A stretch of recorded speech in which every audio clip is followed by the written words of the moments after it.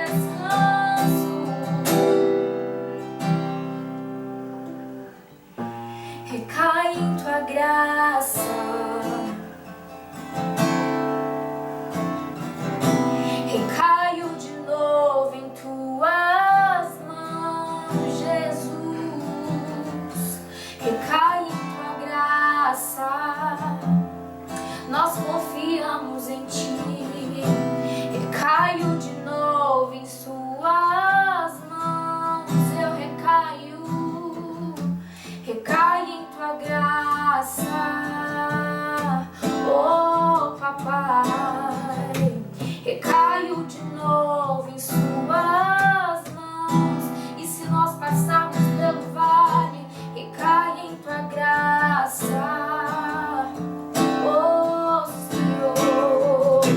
Recaio de novo em suas mãos, e se eu passar pelo vale, eu acharei conforto em teu amor, pois eu sei que és aquele que me guarda, e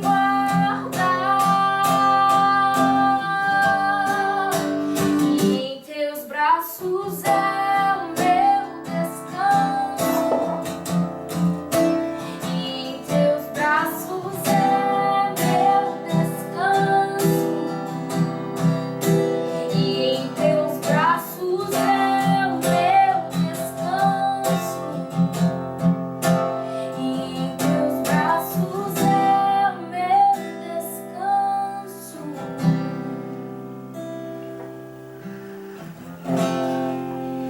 Que a partir desse momento aí, onde quer que você estiver, você possa lembrar que Jesus, ele te ama infinitamente e que ele morreu por nós em uma cruz, e que a gente deve lembrar disso todos os dias, sim, porque se a gente está aqui cantando, se o Mateus está aqui pregando, ou se as pessoas estão no mundo afora pregando o nome de Jesus, é porque ele morreu por você, e essa morte teve significado para essa pessoa. Essa morte nos fez viver de novo. Essa morte nos fez encarar a vida de modo diferente. Essa morte transforma a vida. Então, onde quer que você estiver aí, sentado no seu banco, na sua sala, com a sua família, que você possa lembrar deste amor, que Jesus, ele nos ama, que esse amor é infinito, que ele não tem fim. É imensurável falar de um amor que pra gente é tão grande, que não é visível, mas que ele é sentido dentro de nós. Então, que você possa sentir esse amor e saber que Jesus, ele ama você. Mesmo a gente sendo falho e pecador, ele nos ama pra sempre.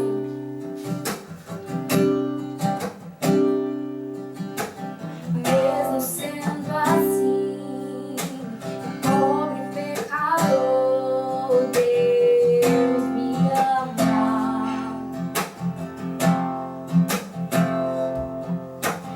Mesmo sendo falho e mesmo sem merecer, Deus me ama.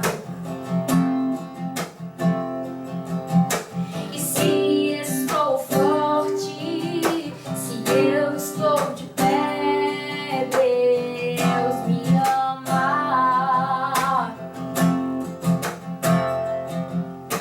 E se estou fraco, se eu estou caindo, ele não deixa de me amar. E sem o seu amor, sem o seu perdão, o que seria de mim? E Deus me amou tanto que entregou seu filho pra morrer em meu lugar. Deus me ama e o seu amor é tão grande, incondicional. Deus me ama e ele está sempre de braços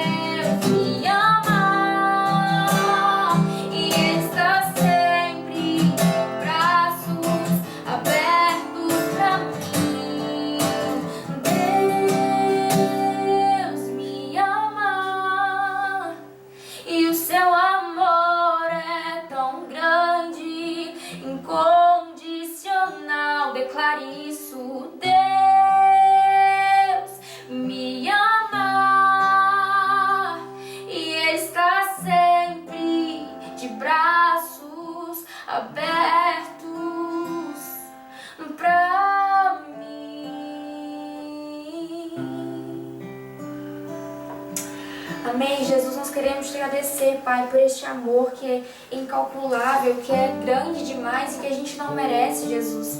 Que a gente possa lembrar do seu amor na cruz por nós todos os dias, que a gente possa lembrar do seu amor, ó Pai, que ele é infinito, Jesus. Nós queremos te adorar de todo o coração.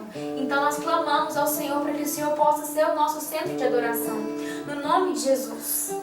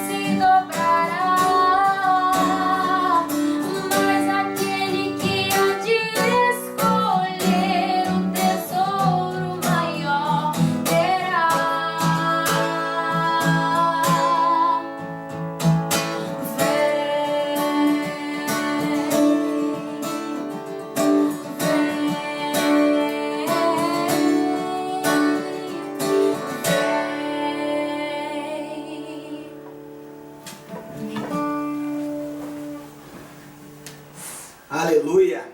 Louvado seja o nome do Senhor. Nós, nesse momento, vamos ser edificados pela palavra de Deus. Nesse momento, nós seremos fortalecidos e alimentados para a nossa jornada. Eu quero te convidar a abrir a sua Bíblia comigo no livro de 2 Reis, capítulo 4. Segundo livro dos Reis, no capítulo 4. Nós vamos ler aí, 2 Reis, capítulo 4.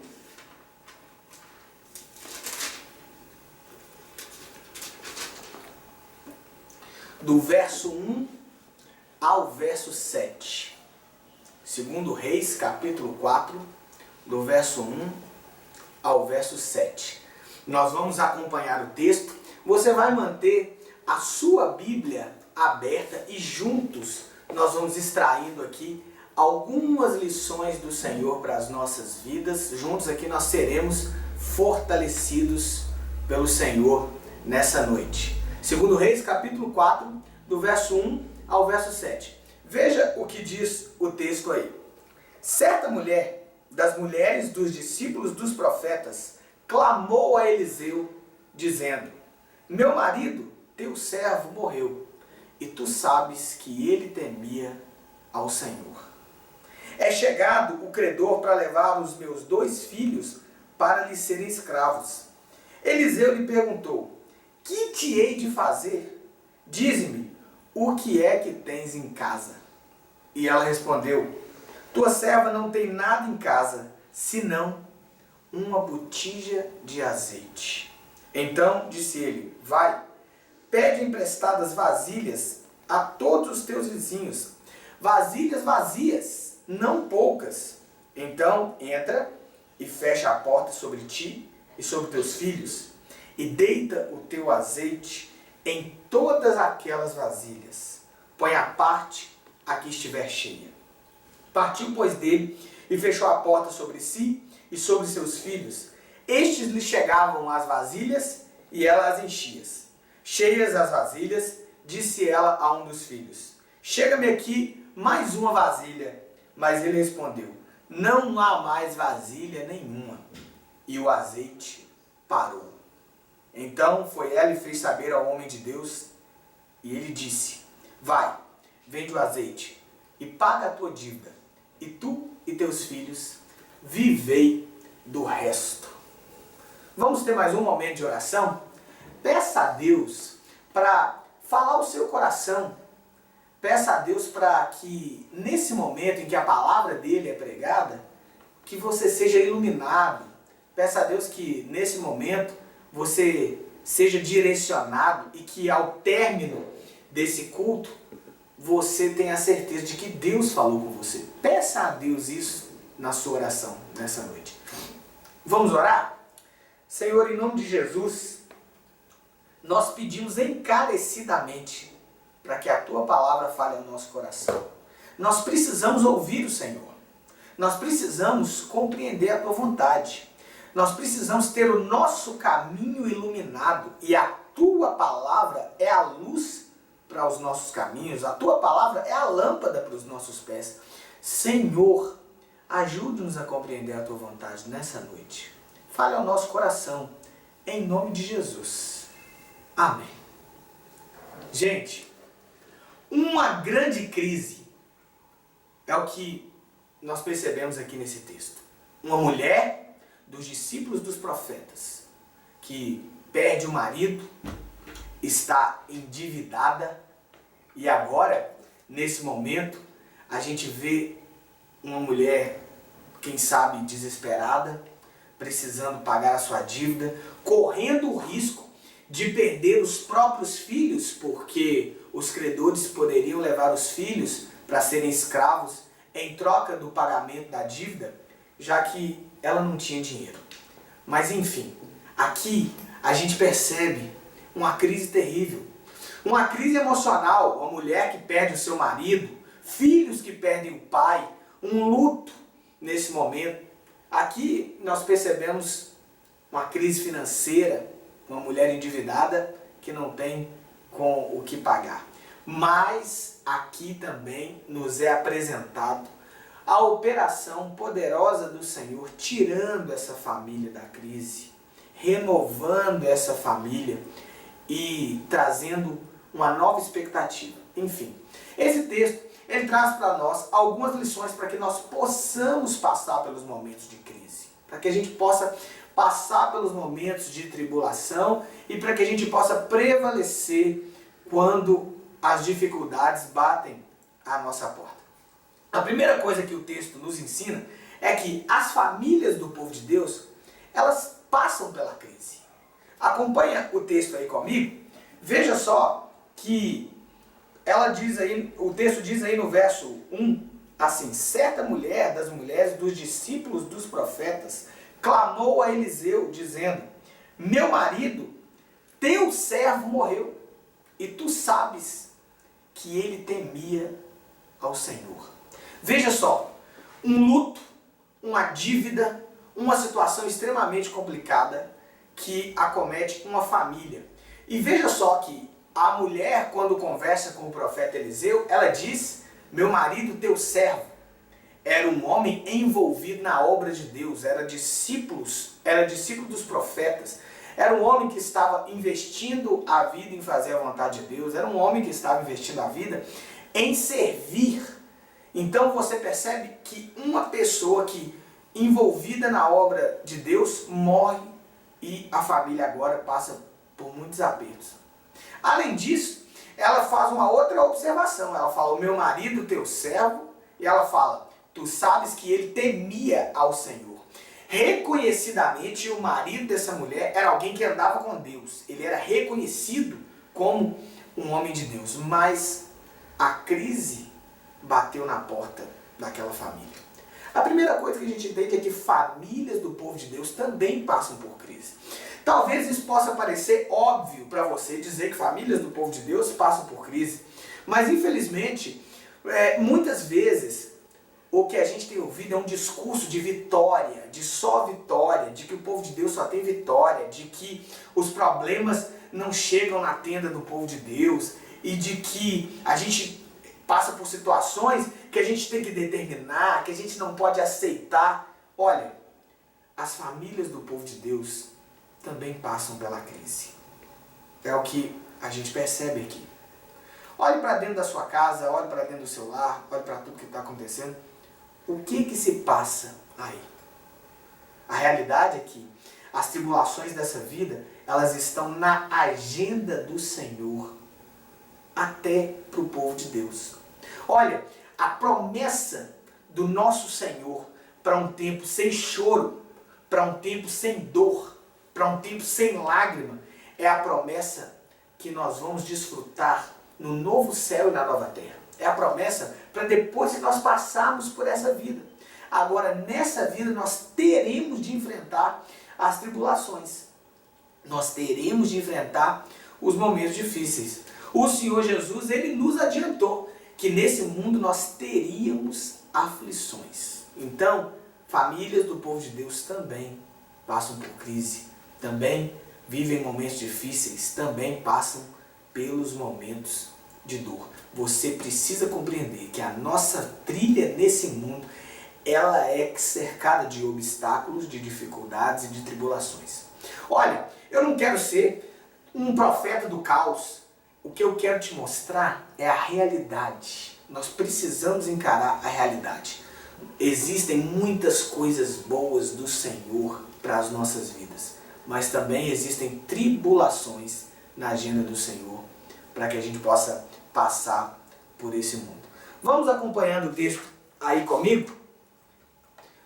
Veja só, ainda no verso 1, o texto diz aí que essa mulher clamou a Eliseu. Clamou a Eliseu. A segunda lição que o texto nos ensina é que a esperança da nossa vida está em Deus. Olha, o texto fala que essa mulher, diante de toda aquela situação, diante da possibilidade de perder os seus filhos para serem escravizados pelos credores, diante da dívida e diante da situação do luto, ela vai atrás de Eliseu. E Eliseu era profeta. Por que o texto nos mostra que a esperança está em Deus? Veja só, acompanha comigo. No Antigo Testamento, existiam ali 3 ofícios específicos. Existia o ofício de sacerdote, que havia alguém que mediava a relação do povo com Deus. O sacerdote representava o povo diante de Deus. No Antigo Testamento, o povo de Deus também, ele estava debaixo da liderança de um rei. O povo era governado em nome de Deus. E no Antigo Testamento nós também temos a figura do profeta, que é aquela pessoa que representa Deus diante do povo.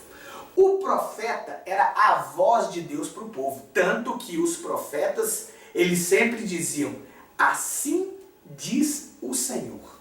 Então, quando essa mulher vai atrás do profeta, é porque ela está atrás de uma resposta de Deus. Deus era representado pelo profeta no meio do povo. Então, o poder não estava em Eliseu, estava no Deus a quem Eliseu representava para aquele povo. Então aquela mulher vai buscar a Deus, vai em busca de uma resposta de Deus, vai em busca de ouvir a voz de Deus, vai em busca de entender a vontade de Deus para aquele momento. A esperança está em Deus. Observe a sua vida, observe tudo que está acontecendo, observe esse mundo, observe o caos que se aproxima. Onde está a sua esperança? Onde está a sua esperança para guardar a sua saúde? Onde está a sua esperança para guardar a sua família de uma crise financeira? Onde está a sua esperança de dias melhores? No Salmo 121, o salmista ele começa dizendo: eleva os meus olhos para os montes, de onde me virá o socorro? Mas ele mesmo responde: o meu socorro vem do Senhor. Olha, o nosso socorro vem do Senhor. A nossa esperança está no Senhor. Olha, não adianta você tentar andar sozinho. Não adianta você querer achar que é dono do seu próprio nariz. Não adianta você confiar nas suas próprias forças. A nossa esperança está no Senhor. Essa é que é a realidade. Você precisa compreender que você não é o centro do universo. Você precisa compreender que você não dá conta sozinho. Você precisa compreender que a vida não gira em torno de você. Existe algo maior, ou melhor, existe alguém maior. E a vida gira em torno dele, o universo gira em torno dele. E ele é a nossa esperança de dias melhores. A nossa esperança está no Senhor. E nessa noite, quem sabe, o Senhor não quer renovar a esperança da sua vida. Nessa noite, quem sabe, o Senhor não quer renovar a expectativa que você tem, mas a expectativa no Senhor. Porque poderá ser que você está aí quebrando a cara dia após dia, se frustrando dia após dia, batendo cabeça dia após dia, porque a sua esperança está em qualquer outra coisa. Às vezes, a sua expectativa está nas coisas desse mundo. Às vezes, a sua expectativa está nas coisas dessa vida. Às vezes, a sua expectativa está nas coisas que nos rodeiam aqui, naquilo que você pode ver, naquilo que você pode pegar. E dia após dia você vai se frustrando porque percebe que você não está indo a lugar nenhum. A nossa esperança, a nossa confiança está no Senhor. Ele é a esperança para esses dias de crise. Continua analisando o texto aí comigo.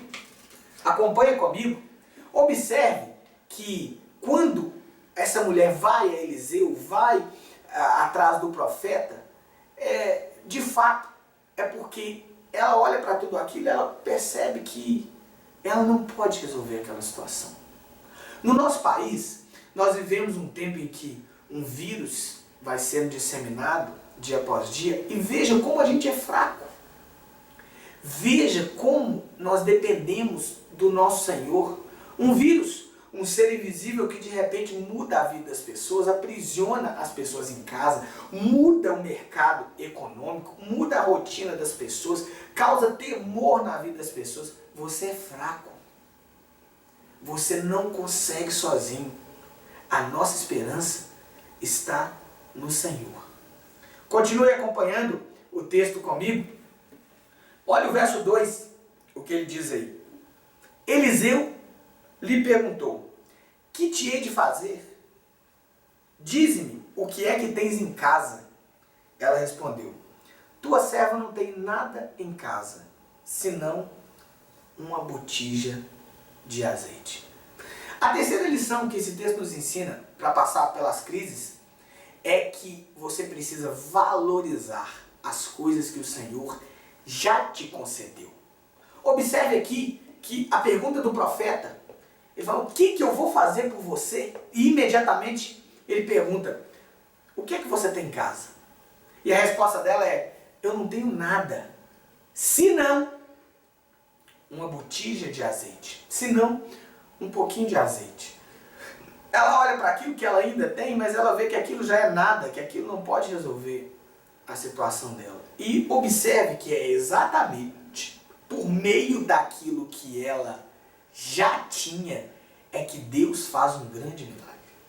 É por meio do pouquinho de azeite que já estava dentro da casa dela que Deus faz uma grande multiplicação e que Deus muda aquele quadro de miséria daquela família. Valorize o que você tem em casa. Se o Senhor te faz essa pergunta nessa noite, o que você tem para responder?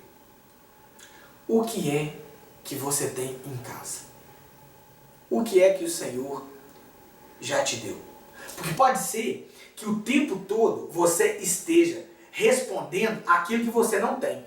Pode ser que você passe o dia inteiro murmurando, reclamando, se entregando às lamúrias e se respondendo aquilo que você não tem. Eu não tenho isso, eu não tenho aquilo, eu não tenho aquela casa, eu não tenho aquele salário, eu não tenho aquele emprego, eu não tenho aquela condição, eu não tenho.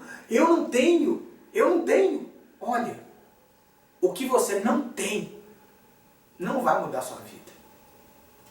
O que é que você tem em casa? E observe como Deus opera por meio das coisas que as pessoas já têm ao longo da sua palavra. Se lembra comigo aí da história de Davi.